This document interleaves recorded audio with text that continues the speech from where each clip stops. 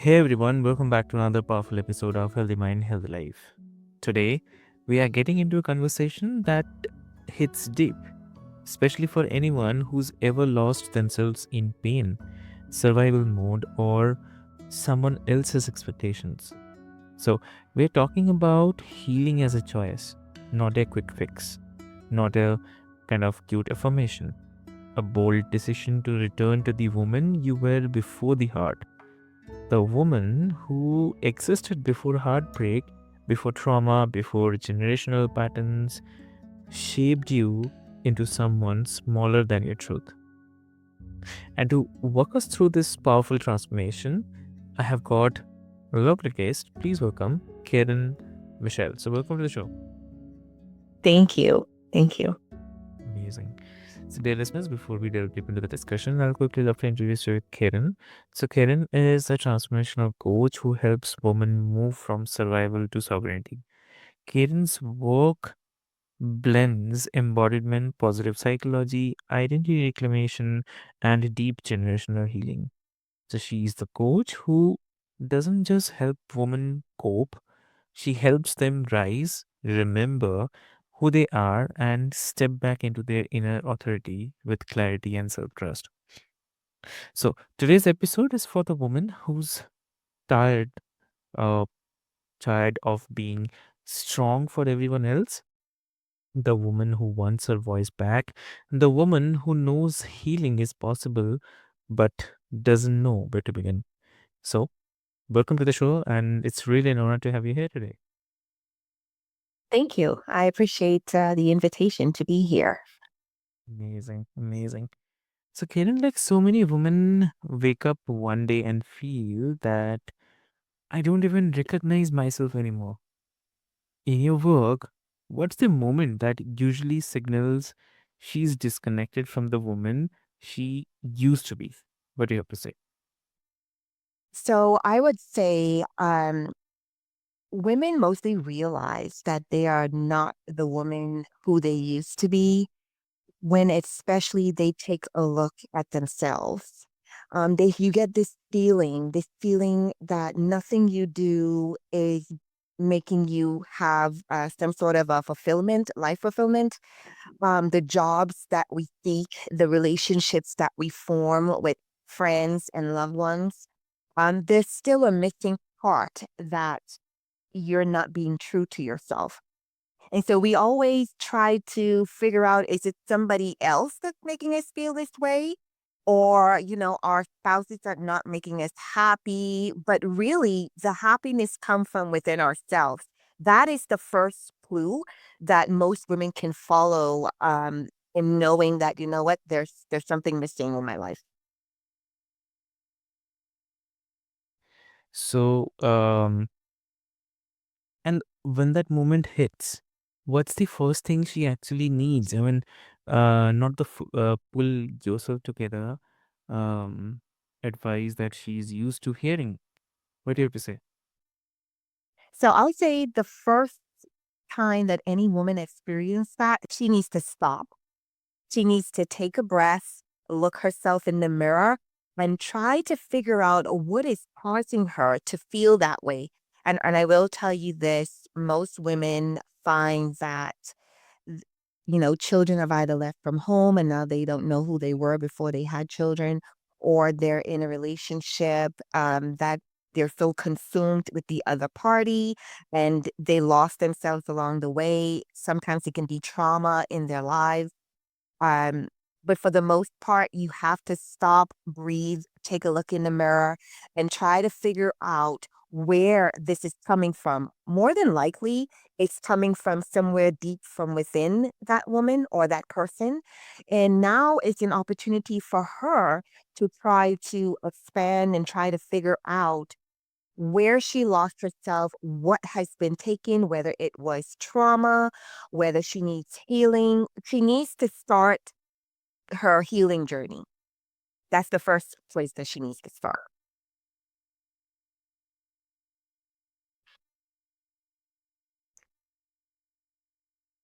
So, the title of today's topic is really strong, like healing is a choice. What does that mean to you? I mean, especially for women who feel their heart was forced on them. What do you have to say?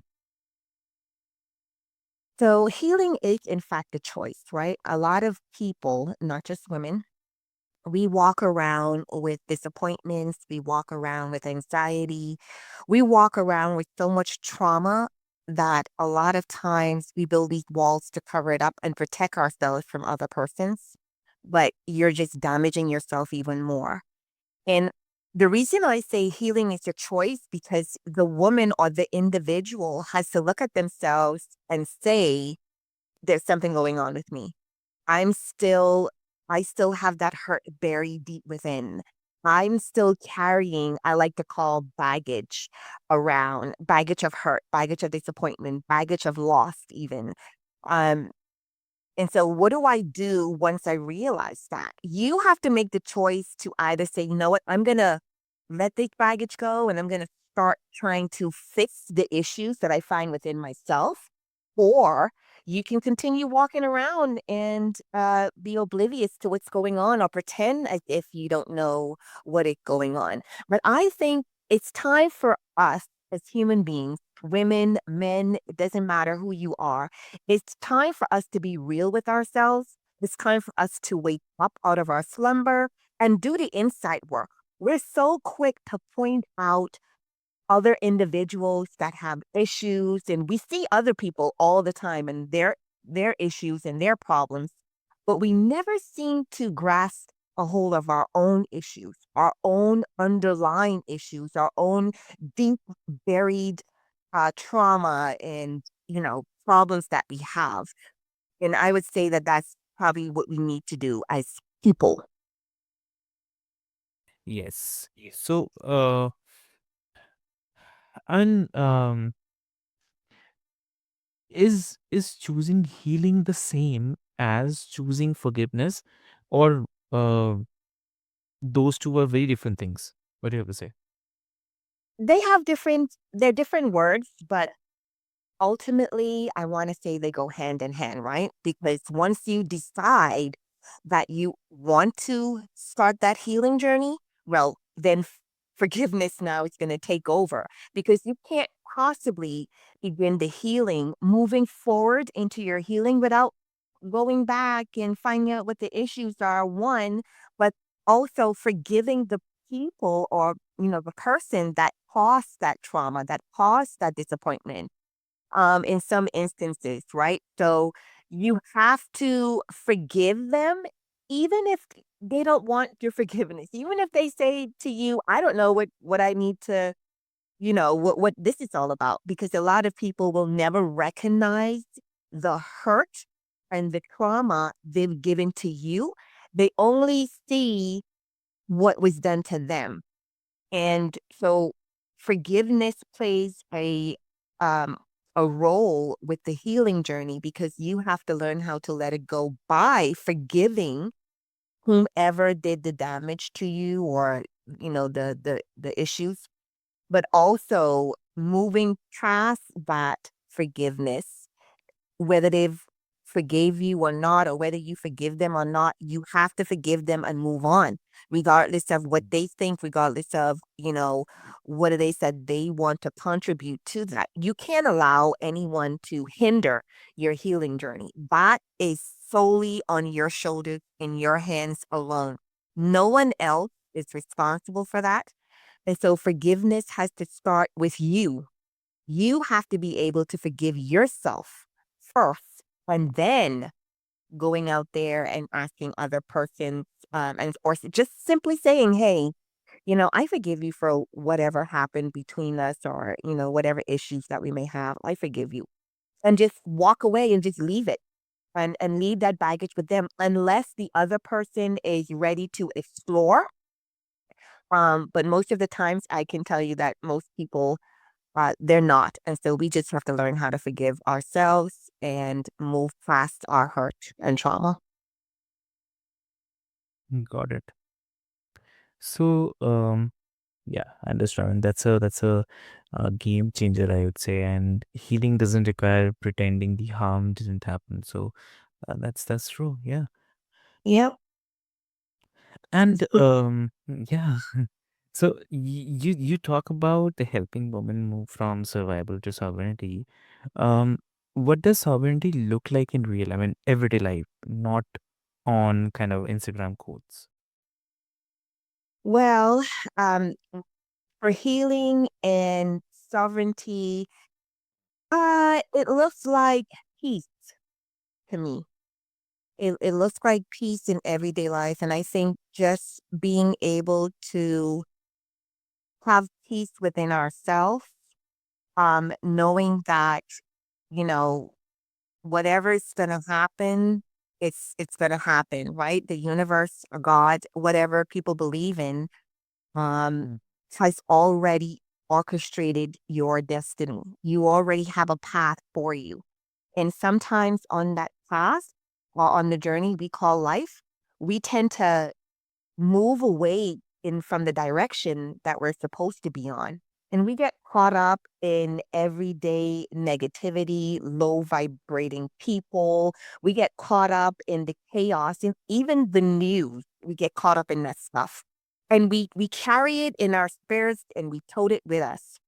But if we let go and no longer let other people's moods, opinions, or even behaviors dictate our emotional state, we'd be in a much in a more peaceful state. So you respond rather than react and stay grounded in your truth, not triggered by words and actions that you have no control over. So for me, sovereignty is peace. If you speak your truth without apology, even if your voice shakes, you no longer shrink, you no longer sugarcoat anything, you perform at a higher level. And your no is no, your yes is intentional. Your silence is chosen, not stolen. That is what sovereignty means in everyday life for me. Hmm. Got it. Got it. So, uh, what's the one daily embodiment practice that helps a woman return to her inner authority? What do you have to say? Meditation. Meditation has helped me tremendously. And I think when we learn how to quiet the voices in our heads, right? Because people don't like to admit it, but we all have those voices in our heads that tell us, do this and do that, kind of like the devil and the angel on our shoulders. Meditation quiets all of them, and you're able to connect with a higher source. You're able to connect with it, and really keeps you grounded and focused on the things that you need to do. Because when you're not meditating, it's it's chaos in your brain. And it just all depends on, your career, your family dynamics, all the responsibilities that we have as adults and even young adults in the world. If we don't take the time, 10, 15 minutes just to quiet our minds, quiet the noise around us, find a sacred space. When I started doing this, I did it in my closet. And I did it in my closet because I was a single mom. And of course, I had three kids running around. And the only time that I can actually meditate was during the wee hours of the night or when the kids went to bed. But I would go into my closet and I would pray. And praying is a form for me of asking, say a source or God something. But meditation is a form of listening for that answer. You can't pray without doing meditation because you're asking for this and asking for that. But if you don't quiet your mind and quiet your thoughts down, how are you going to hear the answer? Right? We look for the answers on the outside of us when truly answers have been within us the whole time. We just haven't listened to it. We haven't heard it because we're too busy. Got it. So, you teach that self-trust is foundational. So, for women who have spent their whole lives pleasing, shrinking, or admirating, how do they rebuild trust with themselves again? What is it? How do they begin to trust themselves? Yeah. So I would go back to the steps that we originally spoke about, and which was that woman has to identify with the empress lioness that's on the inside of her. And every woman, whether they know it or not, has a lioness that's on the Mhm. inside of her because we're all empresses. And that lioness sometimes is asleep.